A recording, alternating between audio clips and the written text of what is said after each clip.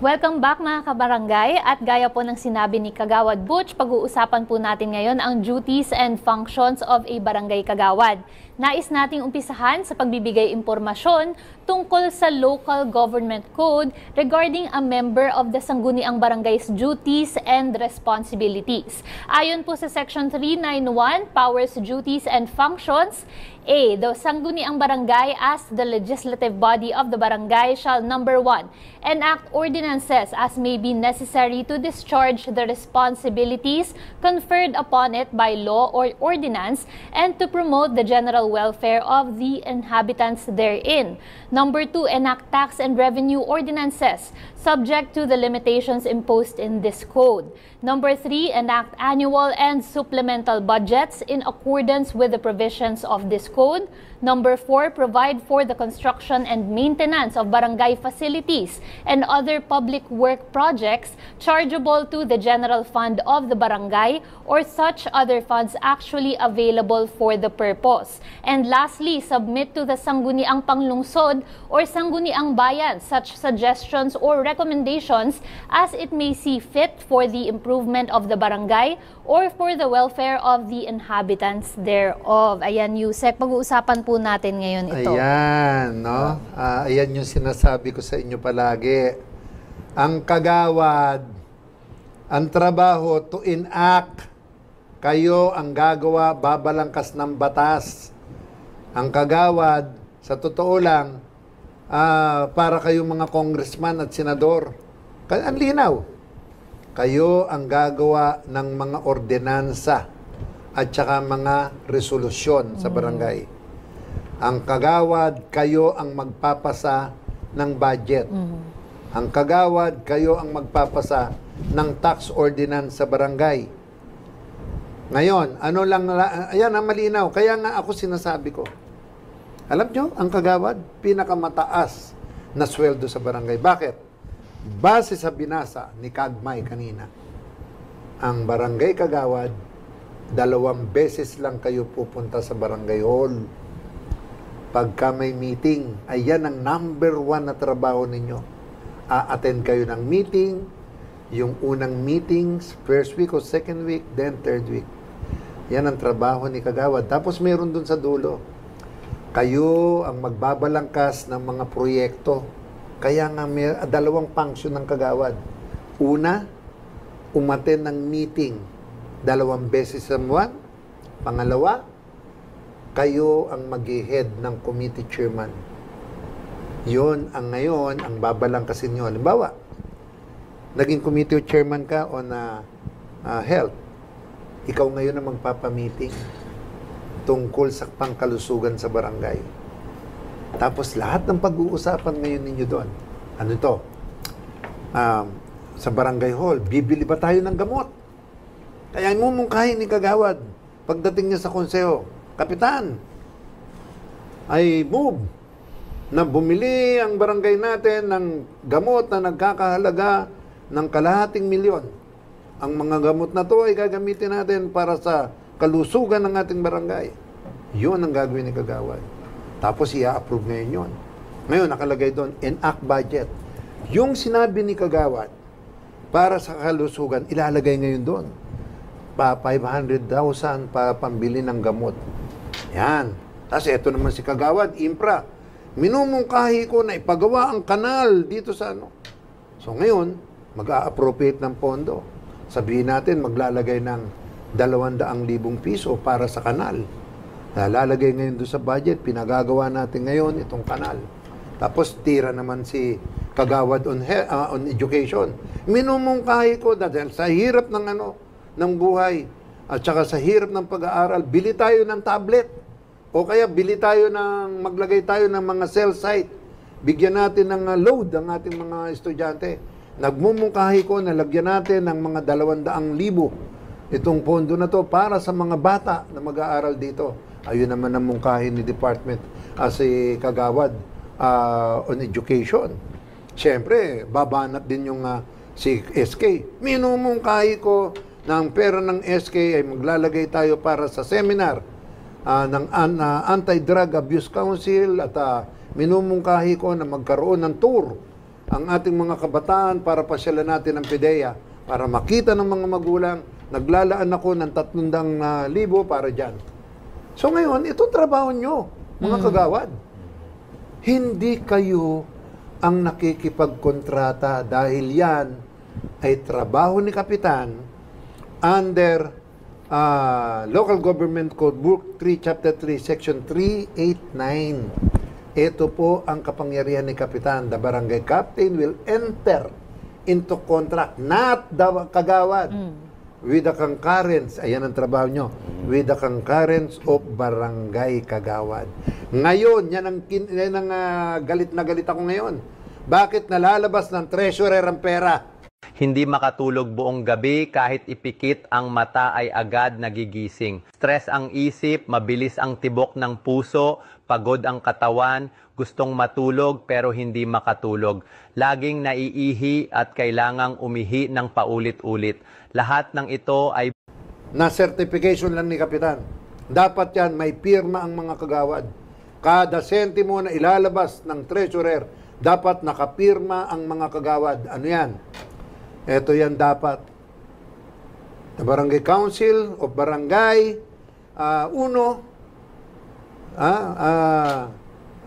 authorize the barangay treasurer to withdraw fund and to pay such project.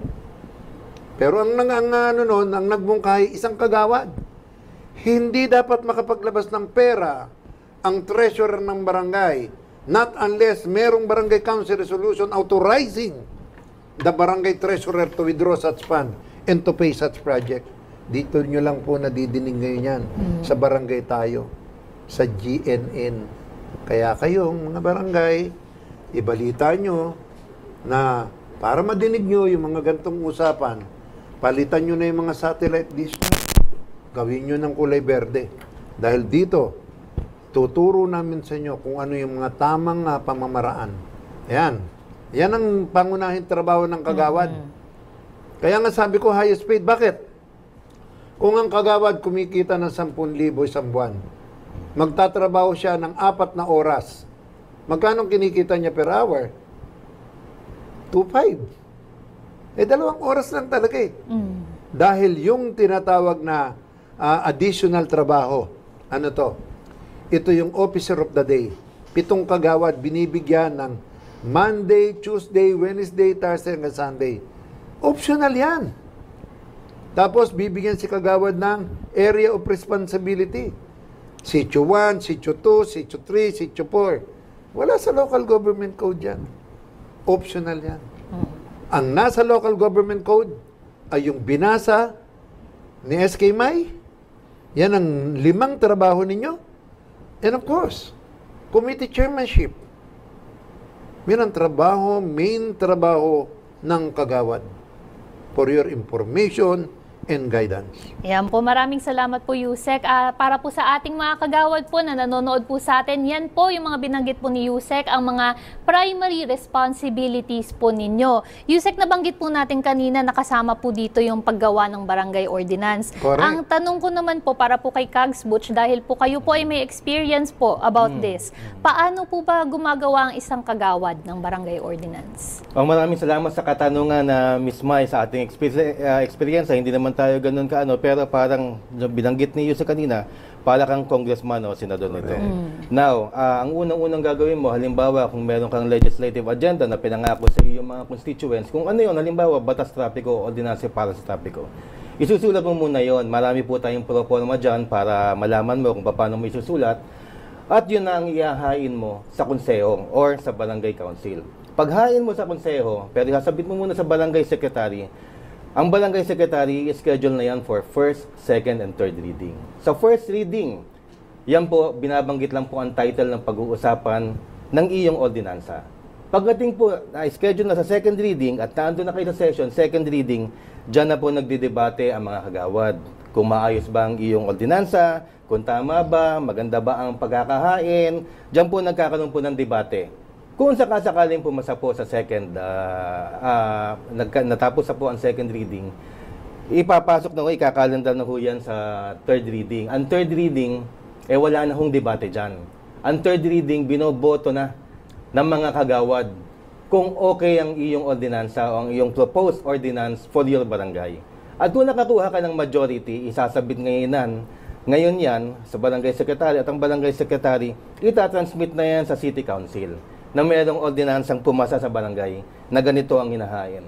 Pagka hain po sa city council, ipapatawag ang author at ng majority signatories, pati na rin yung hindi mga pumirma, sa city council at doon tatanungin kayo kung bakit gusto nyo ipasa ang batas na area, ang ordinansing ito, at doon nyo mapapakita ang minumungkahi ninyo na gagawin ninyong ordinansa sa inyong barangay. Pagkatapos po nyon, city council na ho magdidebate at magdidecide kung karapat-dapat ang inyong barangay ordinance. Kung walang kapareho na city ordinance at kung hindi unconstitutional ang inyong ordinansa, maaaring pumasa city council, ibabalik sa barangay secretary at ayun na, i-stamp na ng ating kapitan na siya ay isang barangay ordinansa na. Okay, ito naman. Kung halimbawang tutulog-tulog ang city o municipal council sa loob ng 60 days, hindi nila inaksyonan itong ordinansa o resolusyon na isinabmit ng barangay, it's deemed approved. Puro talaga patibong yung mga loan apps. Yung iba ang baba ng credit limit. Yung iba ang bagal ibigay yung pera. At yung iba naman...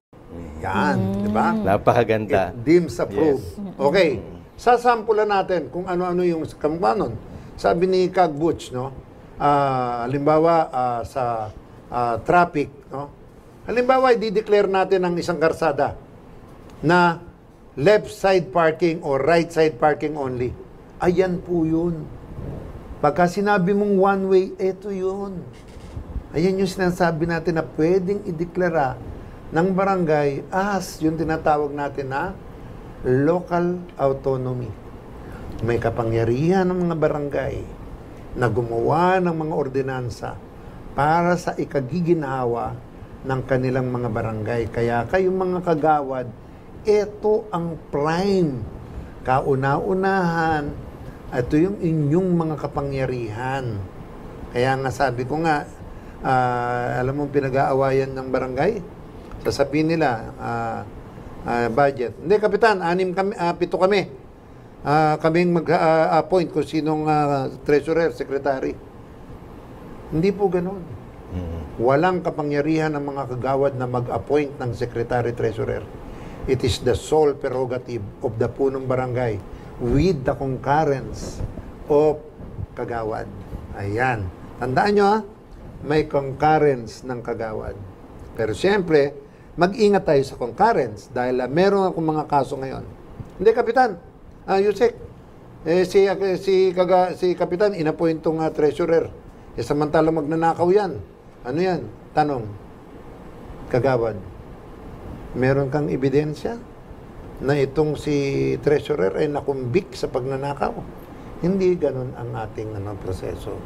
Kailangan, pagka nag-akusa ka sa isang tao, meron kang tinatawag na pruweba. So, yan po, ha? Ngayon, si Kapitan naman. Hindi. Ako ang Kapitan. Magkapitan muna kayo. Mali din yun, Kap. Tandaan mo, merong kapangyarihan din ang mga kagawad. Kamukha ngayon, sobrang kapangyarihan ng kagawad pag nadimanda si Kapitan at saka si Treasurer na kung merong Barangay Council Resolution authorizing the Barangay Treasurer to withdraw funds and to pay such project. Tanong, nag-withdraw ng pera si Treasurer. Saan binayad? Asan ang pera? Nasa kamay ni Kapitan? Nasa kamay ni Treasurer? Patay kayo dyan. Po siya, malversation of public funds, falsification of public documents, at saka grave abuse of authority. Ayan ang sinasabi ko sa inyo. Kaya ngayon, ang mga barangay, intayin nyo dahil may order na ako na lahat ng mga complaints sa akin, ipapa-audit ko ang mga barangay.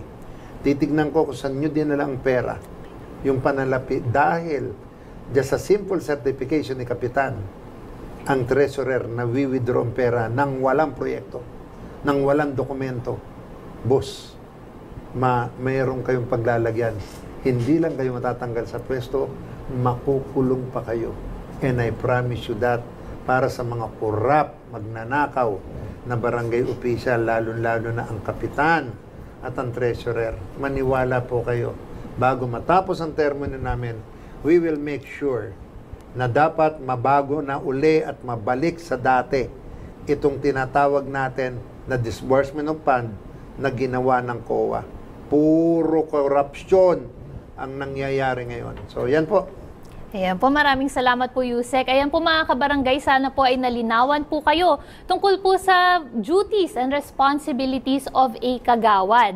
Huwag po kayong aalis dahil naman po sa ating susunod na segment na Best Practices ay meron po tayong makakasama na isang magaling na kapitan mula sa Binyan, Laguna na magbabahagi sa atin ng kanyang mga programa at proyekto para sa kanyang barangay. Dito lang po yan sa pagbabalik ng Sa Barangay Tayo.